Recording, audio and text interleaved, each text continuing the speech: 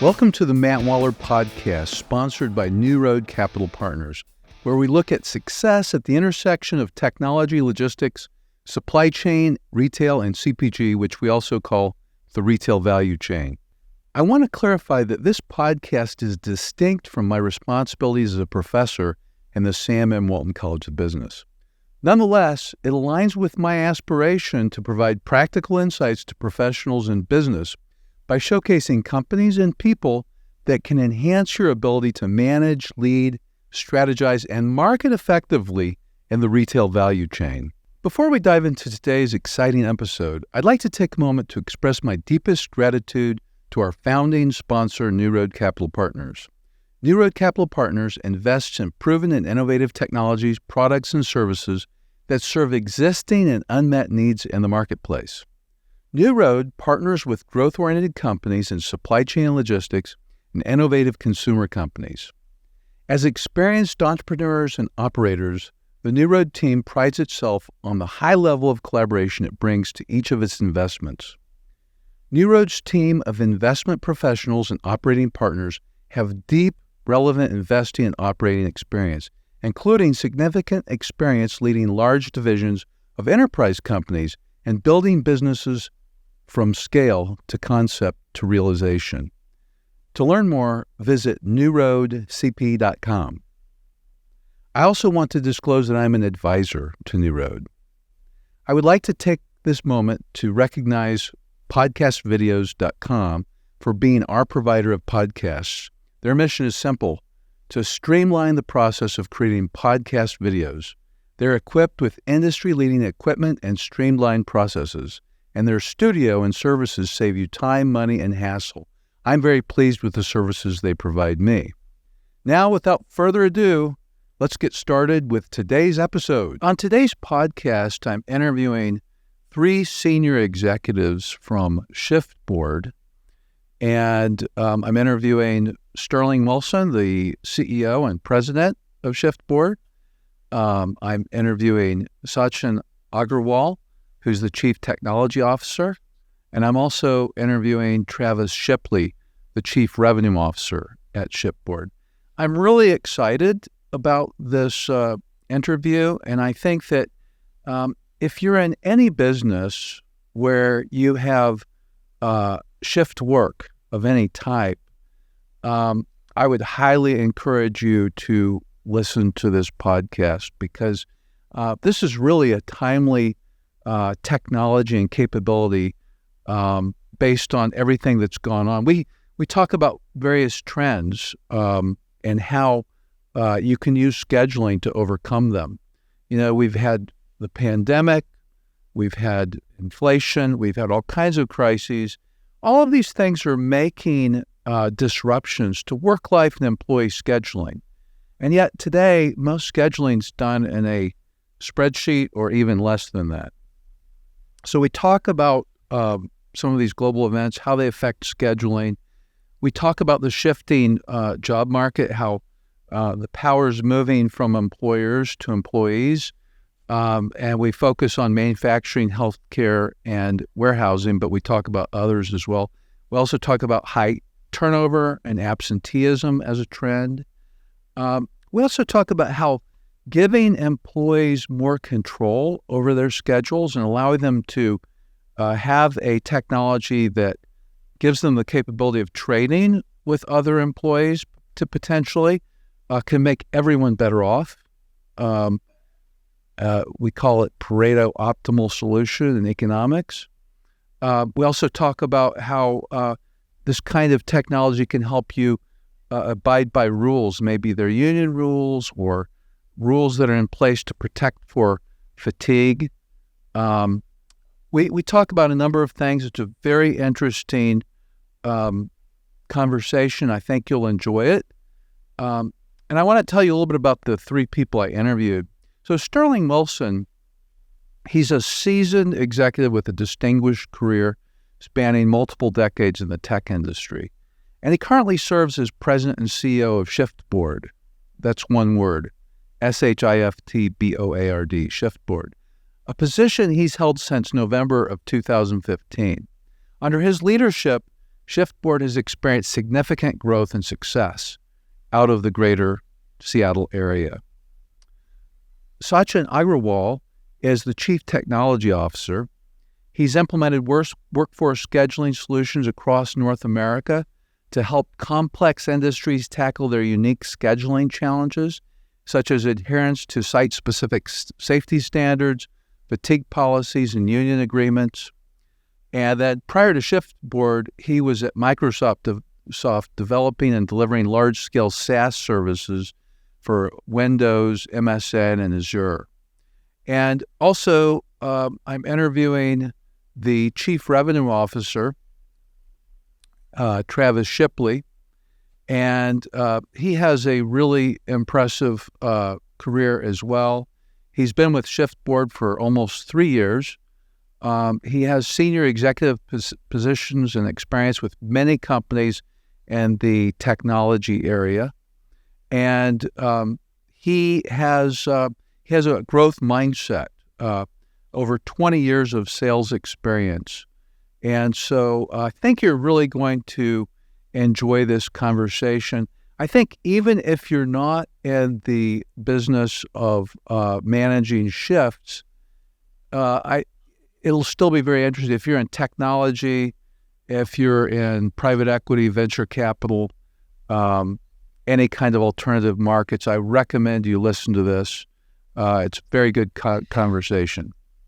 In recent years, there's been a lot of disruption due to global events, such as the pandemic, inflation, and various crises. How do you see this? In your view, what have been the most significant impacts of these disruptions on work life and particularly employee scheduling? Hey, Matt, this is Sterling. I've got a couple perspectives on that. First of all, remember, or one thing to talk about is the vertical markets we sell to, both manufacturing and energy. While they were affected by that, those workers kept working, right? Those manufacturing plants and energy plants, they did not shut down. So in our particular case, our customers kept working, 24/7 in a lot of cases because they had to. And so when you think about the impact on those companies, on those workers, it's a little different than, say, a technology company that, all work remote. So one thing we saw in both those vertical markets we saw was they really had a tough time with attracting enough workers. There weren't enough workers to do the jobs they needed because people were changing jobs. And then turnover was dramatic, really, really high, talking 20, 40, 50% turnover in some manufacturing plants during that time. So what they found in doing this is that they really needed to work on scheduling, bringing scheduling to their workforce to help them put flexibility with their workers, give them flexibility with those workers, and also be able to schedule the resources, the limited resources they had. So we saw that as a big driver of revenue for us and a big driver of customer adoption for us. So that was one thing. I think the other thing we'd say is that, periodically we do a survey of the hourly workers. We do a state of the hourly worker report. It's up on our website. And in that survey, we determined this last one in 2023 that 82% of the workers believe that scheduling has a significant impact on their work-life balance and their satisfaction at work. And so companies see that information from their workers, and again, drives them to look for scheduling products that add flexibility to the scheduling and gives that worker more input to the schedule so that workers happier, right? So scheduling automation has been a real big driver under, the pandemic and inflation, all those other things that have caused problems with manufacturers. It's been a real driver for people to automate their scheduling of employee work. We'll put a link in the show notes to that report just so people can see. Sounds like an interesting study. And I would imagine, just generally giving people more input to something that critical would make them happier, you would think. That's right. The workers being able to say, hey, I want to work this time, or I can't work this time, or I got to take my dog to the vet, all of those inputs really make that worker happy, right? And you can't do that in an Excel spreadsheet, right? And if you think about it, our companies we talk to, 70 to 80% of the companies we talk to use Excel to do scheduling today. And so you can't manage that complexity using that. You have to have an automated tool to do that. I was watching a video on your website from Daisy, the manufacturer, food manufacturer, and their HR person was saying prior to using Shiftboard, they were the people would like take a picture of the screen so they knew what their schedule was for the week. And that's hard to believe that in 2023 that sort of thing's going on, but I know it does. Well, it's a lot more prevalent than you would think. I mean, again, go back to the 78% of the worker or the companies using Excel. You can't just distribute that. The worker can't log in, they can't call off, they can't see their schedule, they can't modify their schedule. They need a automated product to really make that work. Well, when you think about it, I mean, economists are describing this job market as the power is shifting to the workers, the employees. Have you seen this change impact shift-based operations like manufacturing, healthcare, and warehousing? Hi, Matt. Yeah, this is Sachin on this one. Yeah, I think, our latest data that we are seeing shows that the shift in the marketplace is affecting, all job openings and all types of work, but especially in hourly workforces. And as Sterling mentioned, especially those workforces that kept running during the pandemic. And this prevalence of this push for more workers where they don't have enough staff, it's affecting their operations. They're not, our customers are telling us that they're often not able to meet demand, that, they're, having to reduce production. This obviously, has broad impacts across the board. And so what we're seeing then is there's more and more demand for skilled workers, for the top talent. And folks are really changing the way that they think about how they attract talent. Along with this change has been a long-standing change that's been occurring for a number of years. I think there's a demographic and cultural change that's occurred in these workforces. Millennials are now a larger and larger percentage of the workforce. I think some of the stats I read recently is even maybe more millennials than not in many of these hourly workforces. And there's a cultural change that's occurred from that. And work-life balance is a much more important part of what that workforce is looking for in their day-to-day job. Sterling mentioned that in that hourly workforce report that we did, the data is very conclusive that fairness, work-life balance, control over your schedule were huge factors in what employees are looking for, especially hourly workers. So when we're on the ground talking to these customers, we're seeing that they have to be more competitive, and they're not just thinking about pay when it comes to attracting workers. We hear this term total compensation is something that executives are talking about, and that is taking into account work-life balance, taking into account pay, but many of the other things, how do we give people flexibility? And so what we're hearing from our customers is that actually if we can provide these hourly workers flexibility, as Sterling said, the classic story is I got to go to a doctor's appointment, and traditional hourly work didn't make that easy. If we can provide that to our employees, we're going to become best in class employer. And that's how they get the workforce, retained workforce. So it isn't just about dollars and cents. And so this is where that shift is really changing how employers look at how they manage their hourly workforce. But this obviously adds a ton of complexity, and it's a real cultural change. So yeah, the economic story of the day really has changed, the way workforces are being managed. Yeah, if you don't mind, I'd like to back up a second. You mentioned this survey you all do. How often do you do it, and when did you start doing it? The first one we did was in 2019, if I remember correctly, and then we just updated it end of 2022 and published it in early 23. It sounds interesting. I didn't notice it. I look forward to looking through it, but I can see how something like that could be pretty valuable to industry. Yeah, we do it and then publish the results, right, to give employers some idea what the workforce looks like and what they're looking for and what's important to them and how that's changed. And that is information that we do very often. We do that so the employer can have a better sense of what's going on with their workforce. One of my favorite op-ed pieces ever from the Wall Street Journal, and I've been reading it since 1982, was from Mark Andreessen.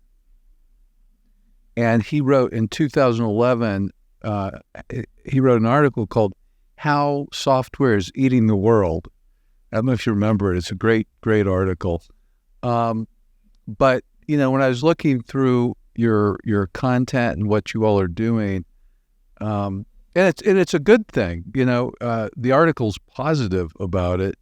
I mean, Mark Andreessen wrote one recently. It was like 7,000 words. It wasn't published in the Wall Street Journal, but it's on their website about AI, a similar kind of article. I can't remember the name of it right off the top of my head.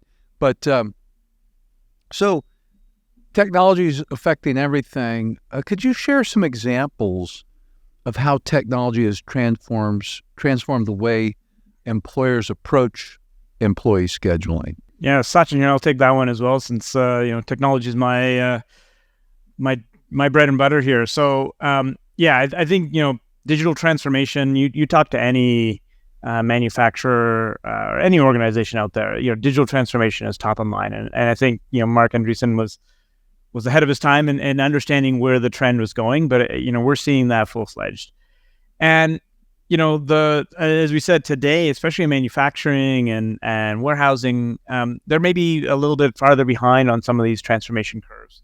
So, as we said, seeing people use Excel, paper, pencil, whiteboards, we even, see notebooks with scribbles and all sorts of crazy things. And in today's day and age, you would think that all this is digitized. And I think this is where technology has some, really obvious benefits, but ones that we don't maybe think about as much. So the obvious ones are, obviously, you bring all of this stuff online, employees can see their schedule. They're no longer taking photos of the schedule. They have, communication tools. They can talk to their supervisors. They can do a lot of things now digitally. Obviously, then the people who are doing schedules, the schedulers and supervisors have automation. They can do that more effectively, more efficiently. There's automation behind that. So those are the obvious ones that people think about. But what I find, like one of the stories I talk about with my team often, that is like one of the most compelling stories of my career, was very early on in my journey here with employee scheduling. I went on site to a client and we were asking them, okay, well, we asked a user, well, how did this change your life? And one hourly worker kind of raised his hand and said, this has been a game changer for my marriage. And I thought he was maybe making fun of me or something. I was like, what do you mean? He's like, well, before this tool, I used to get in trouble all the time because, overtime is very lucrative. I need the money. And so I just pick a date whenever was available. And, I'd always choose the wrong day. My wife would be upset with me. And now the two of us sit down together. I only volunteer for the days that work for our mutual schedule. I do it all online. We sit down together. I'm never in the doghouse anymore because of my work schedule. And this has been a game changer for me. For me, that was like one of the most, rewarding experiences to know that I've actually positively impacted somebody's life. And I think those are the day-to-day changes that maybe you don't necessarily think about, where technology really can improve the lives of these workers, these frontline workers that are critical to making life work. So once people start going through that digital transformation journey, obviously there's a lot of possible improvements, but then you get this data and you start having the trove of analysis that's possible. And that's where the really interesting, insights come. It isn't just about saving money and optimization. But again, what we're seeing is that a lot of our customers will then look at that and say, well, let me understand what's happening from a fatigue perspective. Are we overworking our employees? Let me understand overtime trends. Let me see, are we being fair to our employees? And so it's not just about saving money. It's about making sure that the right management decisions are happening on the ground, that visibility from top level executives to what's happening on the ground. And then that's where our tool really excels, is that you can then take those insights, automate them in the tool, make sure that those right decisions are occurring all the time. So you can start putting rules, compliance checks, boundaries, so those bad situations aren't happening. And so that's really where, our scheduling tool really, really differentiates itself from others on the market. I would imagine this can also help with competition, dealing with competition, in the sense that, if I'm working, if I'm a shift worker and, I'm working for a company that gives me this flexibility, I would be less likely to want to shift to a company that didn't give me that flexibility, because people value flexibility so much. We see this in everything now. I think they value it more today than they did even 10 years ago. Not sure why, but it seems to be true. Well, one thing I'd like to ask is, one of the big trends is turnover and absenteeism. And you see this in many industries. Some, you would think that greater scheduling flexibility could help reduce turnover and absenteeism. Have you actually seen evidence? Yeah, Matt, I'll take this one. This is Travis. You touched on a few sort of macroeconomic sort of shifts in the market, both in the sort of leverage from the employer to now the market really shifting into the advantage of the employee. If you really sort of think about what's happened over the last decade, as you just described, is you've got this aging workforce that sort of has been sitting out there. And a lot of these aging workforces have been very fixated on showing up for their shift. That shift may have been consistent for the last 10 or 20 years, and they know exactly the process that's involved as far as what's in scope and out of scope as far as their level of flexibility. As the pandemic has actually accelerated really a lot of those aged workers to resign, and you had this great resignation narrative that sort of came into place. The individuals that were ultimately replacing those folks, as Sterling mentioned at the very top of the conversation, is a lot of millennials. And what millennials are asking for from their employer is quite different than what the aged population that sort of left the workforce is asked for.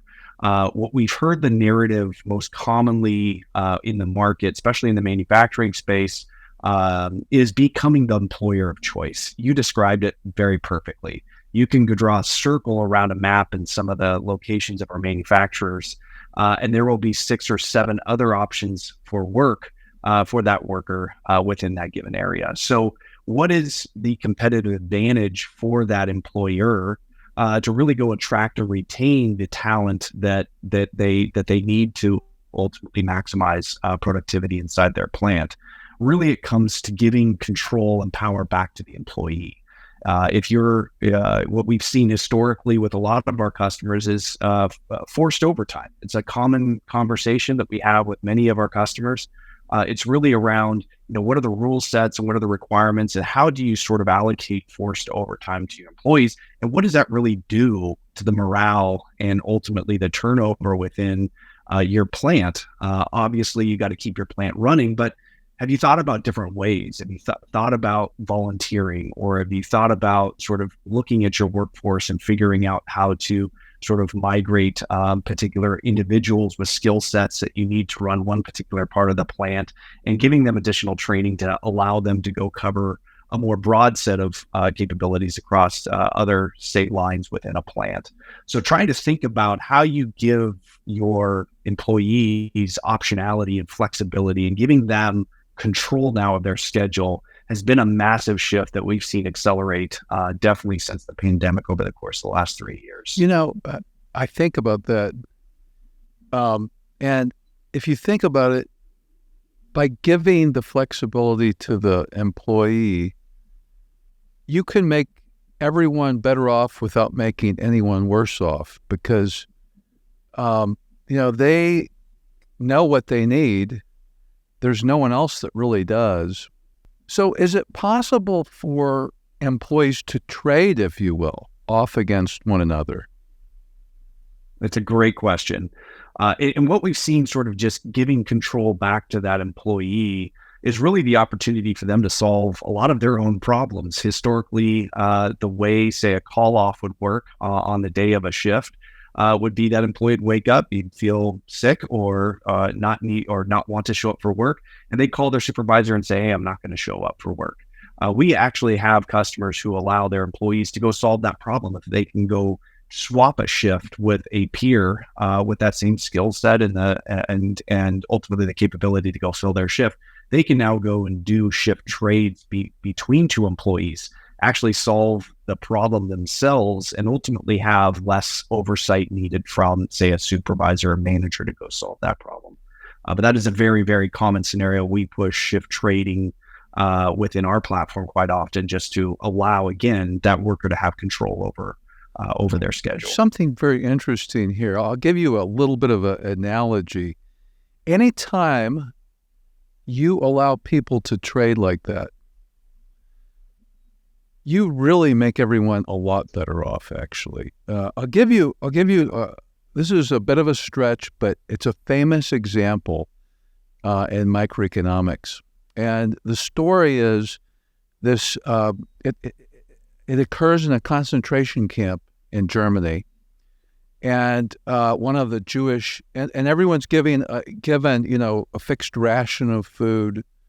They have, maybe they have a Band-Aid, they have something else. They're given these rations, right? Well, one of the inmates started doing lots of trading. So he noticed, some people would say not eat their carrots, even though they're very hungry. They weren't giving much food. And so he would say, hey, I'll trade some of these for your carrots. Anyway, long story short, before long, he had a whole cabinet full of food and a whole cabinet full of like first aid equipment and everything just through his trading. And you could easily think, well, this guy's acquired all of this wealth at the expense of everyone else, but actually everyone he traded with was made better off. No one was made worse off if they wouldn't have traded. And yet he still gained all this wealth. But then as people had need, he was able to, like first aid was able to be given. People who needed more food because of maybe something that was going on with them, he was able to take care of them. And again, it's one of those things that's hidden. I think when you're talking about trading anything, even though you've got a fixed quantity, when you trade things, it makes everyone better off and it doesn't hurt anybody. So I was really excited to hear that you had that capability. Absolutely. And again, it kind of goes back to letting an individual worker or really have that optionality and focus on taking control of their schedule. It kind of goes back to the scenario between forcing overtime versus allowing an individual to volunteer for overtime. If you can go and pick the opportunities you want to go take on overtime versus an employer telling you show up for work on Monday at 5:00. I don't care what you have going on at home. There's really an inherent opportunity for that frontline worker to have additional satisfaction, really enjoy the process of working. And just to add some data on top of what you just said, in a real life example, just by enabling one of our industrial clients with this ability to volunteer, choose the times you want to shift, and to be able to trade shifts, we saw 47% reduction in absenteeism. And they did a test, two equivalent groups. One group had the tool, one group didn't. And to be able to prove to that 47% reduction almost overnight, Wow. just by that simple optimization of people getting the shifts that they wanted. Without it, they just weren't showing up because they needed some breaks, they needed some changes, and then there was struggle after struggle. So like you said, everyone's better off. It truly is win-win. The employer wins and the employee. Hey, Matt, to add to that, one of the reasons companies are very comfortable offering that capability to workers is our systems always check in the background to make sure the person you're swapping with, one, they're qualified for the job, and two, you're not putting them into an overtime situation or you're not putting them into some situation that's not acceptable to the employer. So the employer can, with comfort, say, I'll offer this capability because I know the system or system is going to check in the background to make sure nothing bad is happening to any of the employees that are trading. That's wonderful. I could and the data that you find of reduced turnover and absenteeism makes a lot of sense. It's hard to measure the total value, the utility, if you will, to the employees, but I suspect it's quite high. Very interesting. You know, in today's world, there's just so much going on.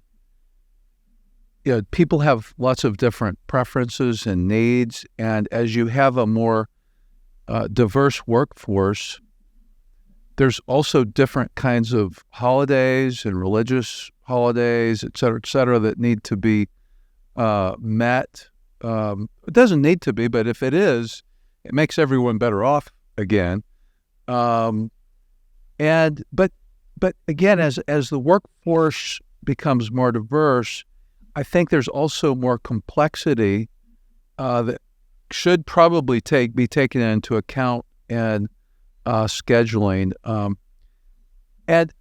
But just in general, from based on my research before this podcast, I found that scheduling complexity is a trend. There's more of it. I was wondering if you could elaborate on the factors contributing to this complexity and how are employers typically dealing with it? Yeah.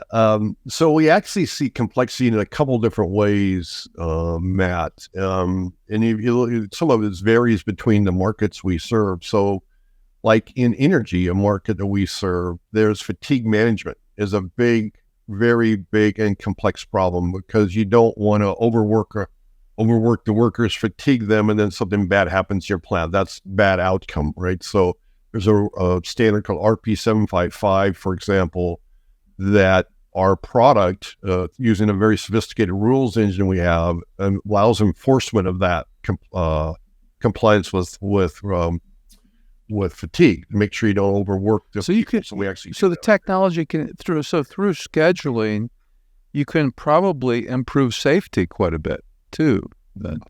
100%. You see that, right? You don't. By not overworking the worker, you see improvements in quality, you see improvements in safety. You really see that kind of savings, both hard savings and soft savings by doing that type of thing. So we do see that. Certainly that's an example in energy.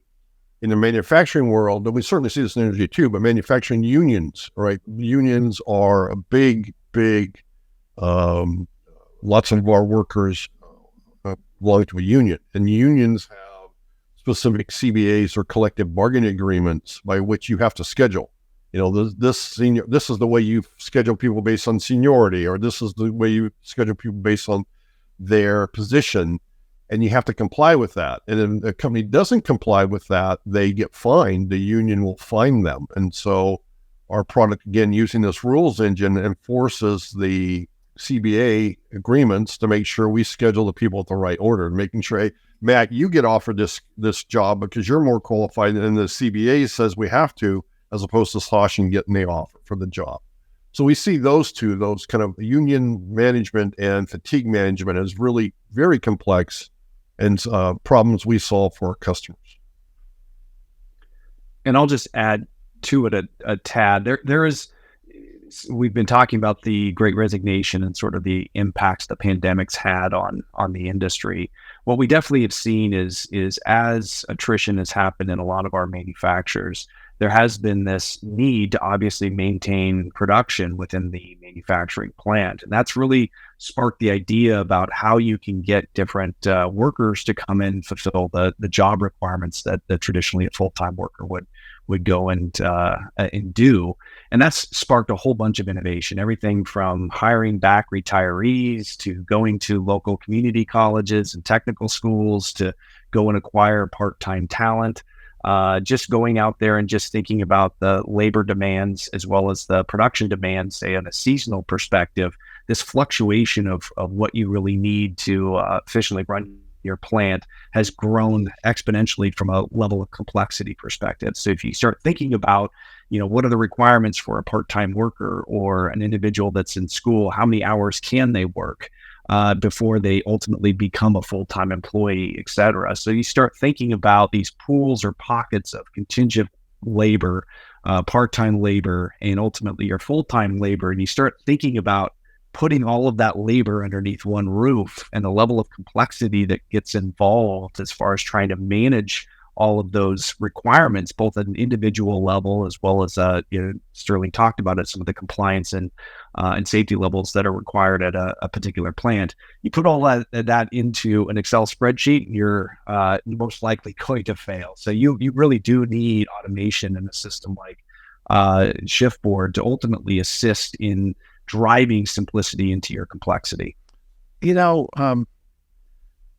Just as a side note, this is another example of how important capital markets are, free capital markets and entrepreneurship are in our country. When you're looking at the value a technology like yours adds to many, many human beings, and not just the employees, but the employer and even the customers, because it reduces, if you're reducing absenteeism and things like that and turnover, you can improve quality and reduce uncertainty and demand fulfillment, because you can manage better. But developing a technology like you have is not simple. And I know you all have been working on it for a long time. I was talking to Sterling and Sachin about how long it actually has taken. But at some point, you need capital to be able to scale it up so that people can use it on a broad scale. And you were able to go out to the markets and get that capital. So it's like and you think about the value you're driving for so many people. It would be hard to come up with a philanthropic gift that would match that. Yeah, it's just another example of how business is so good for society. And many times people don't think of it like that. And they may not even understand the importance of the availability of the capital, but it's so critical, because if you didn't have the capital, you wouldn't be where you are today. You wouldn't be able to hire the people you need to hire. You wouldn't be able to scale it up. To me, it's really exciting to see what you all have accomplished. Congratulations on that. As we wrap up this conversation, what would be your key piece of advice for employers as they navigate these trends and challenges in employee scheduling going forward? Yeah, I would say the biggest thing you can do is listen to your employees. I think we've seen this uptick in employee surveys and really gauging employee satisfaction at the manufacturing level. And it's definitely been a really good wind at the back of the employee to really benefit the outcomes that they desire, whether it's pay, whether it's additional flexibility. All of that comes through really listening and talking to your employees. So I've always pushed that if you can send out surveys, just like we've talked about at the beginning of this podcast, we go do some of that due diligence ourselves to give some insight and information into that frontline worker and really how to make their lives better. But the key advice I always promote with all of our customers is, how do we incorporate that continuous feedback? How do we get through a period of time and just ask the employees, is it getting better? Are you enjoying your time here? Is it working, or what can we change? And I think as the employees start to give you that feedback, you really understand the power of technology and the need for digitization, because a lot of their gripes are things that can be solved through very small innovations within a plant. So my push is always, stand up a survey, make that as frequent as possible, and try to get as much feedback as you can from your employees. And the more you listen, the more you learn, and the more companies like ours can really help you become that employer of choice. That's wonderful. Yeah, it's so amazing. I would even think that, as an employer, if I was using a technology like this, I would want to see what are people wanting to do that is causing them to not be able to do it because of some rule or constraint that's in the system. And then maybe it's worth relaxing that constraint or just getting rid of the policy. You could make a ton of people better off. Now, some cases you can't because of fatigue or union rules. But in some cases, companies have their own policies that maybe they made sense 20 years ago, but they don't today, those kind of things. We definitely see that when we implement software that people have been doing scheduling a certain way for so long. The one thing they do see by using a tool like ours is a way to change that process, right? We did it this way before because we had to do it this way. Now I have for a full purview over all my employees. I have a purview over all the skills they have. I can manage that in one central place, so I can change some of those archaic ways I did things and make it better for the business, improve the business, and improve the life of the worker. And you need a tool to do that. Well, this has been awesome. And, again, congratulations on your success and your growth. And I know it's been challenging. Anytime you start a business like this, it's very challenging, and it continues to be as you grow, because the scaling requires more capital, it requires more people, it requires more technology. And but it's very impressive what y'all have done. So congratulations. If you're finding value in this podcast, we greatly appreciate your support by subscribing to our YouTube channel. Additionally, following us on Apple and Spotify and leaving up to a 5-star review would be immensely helpful.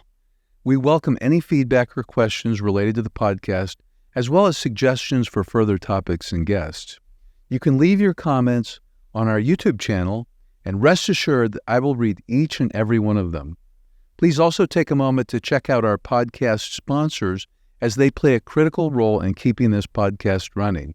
For more information on specific topics, timestamps, or links to articles mentioned during the podcast, head over to mattwallerpodcast.com.